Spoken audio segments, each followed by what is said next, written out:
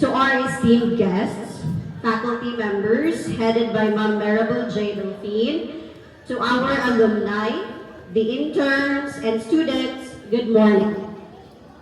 Allow me to narrate the story of how our National High School was founded, from its humble beginnings to its recognition as a national institution.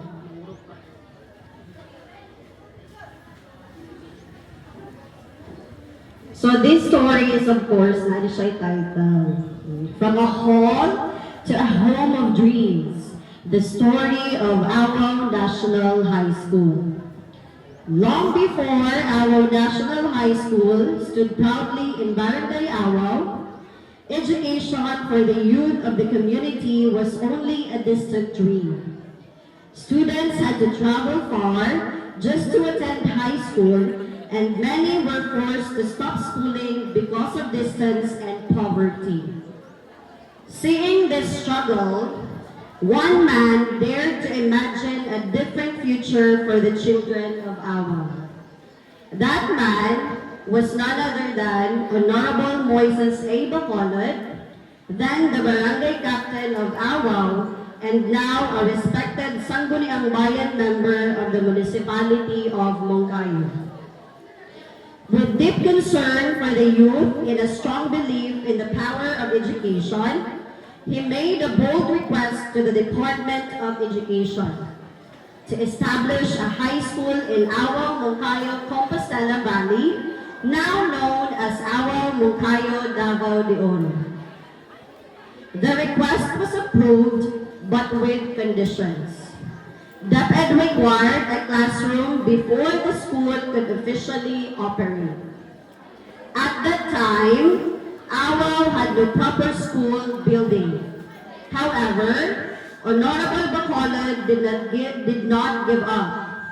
He remembered the multi-purpose hall donated by Senator Herrera, and through his request to the Department of Public Works and Highways, or the DPWH, in Abunturan, the hall was converted into a classroom. A simple building, once meant for gatherings and meetings, became the first learning space for Awao's future scholars. Honorable Bacolod then sent a photograph of the building to DepEd.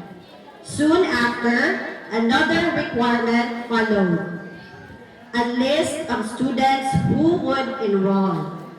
With determination, Ma'am Bacolod and Ma'am Alumbres went from house to house convincing parents and children to believe in the new school. They successfully gathered at least 30 names.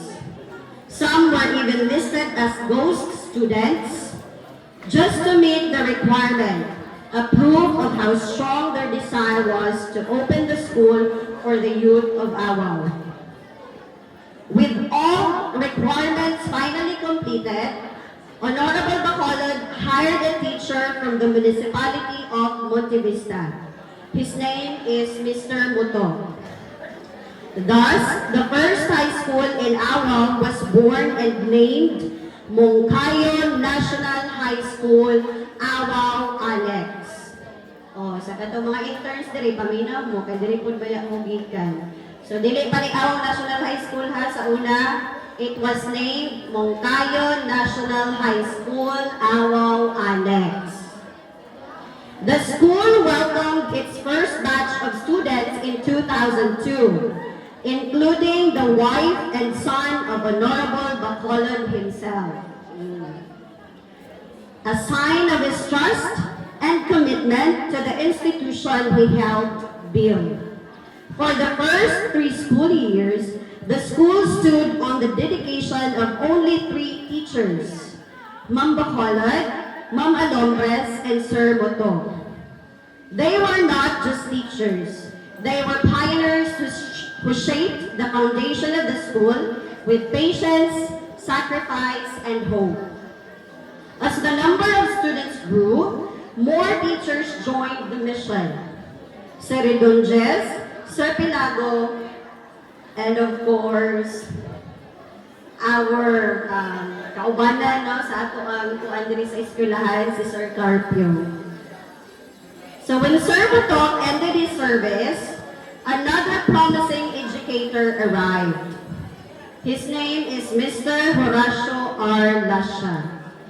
His leadership marked a turning point in the school's history.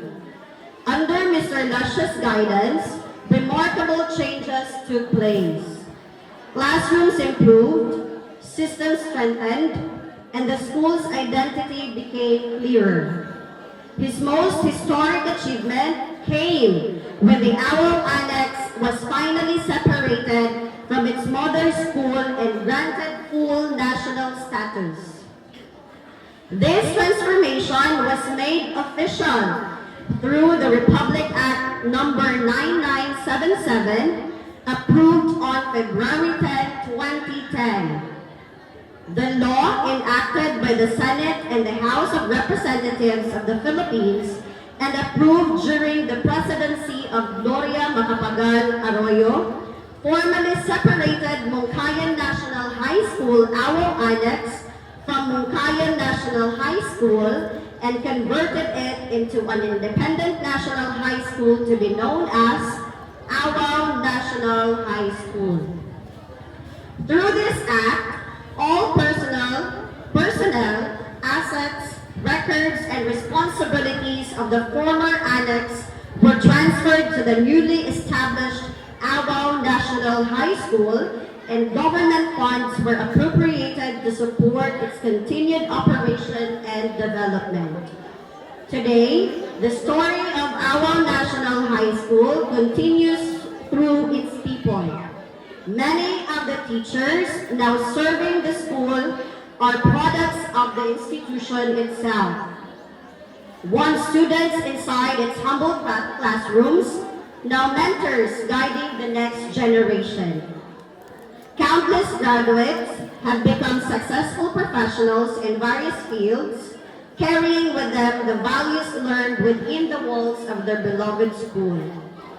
From a parade hall to a legislated national institution, Owl National High School is more than just a place of learning. It is a symbol of unity, perseverance, and vision. Its history must always be remembered, not only by the students and teachers, but also by the people of Barangay Owl, whose collective effort turned a dream into reality. The story of Owl National High School is a reminder that great institutions do not begin with grand buildings, but with brave hearts, committed leaders, and a community that believes education can change lives. Good morning, and I hope you remember just some of the information, important facts, of how Owl National High School was built. Thank you very much, and once again, good morning.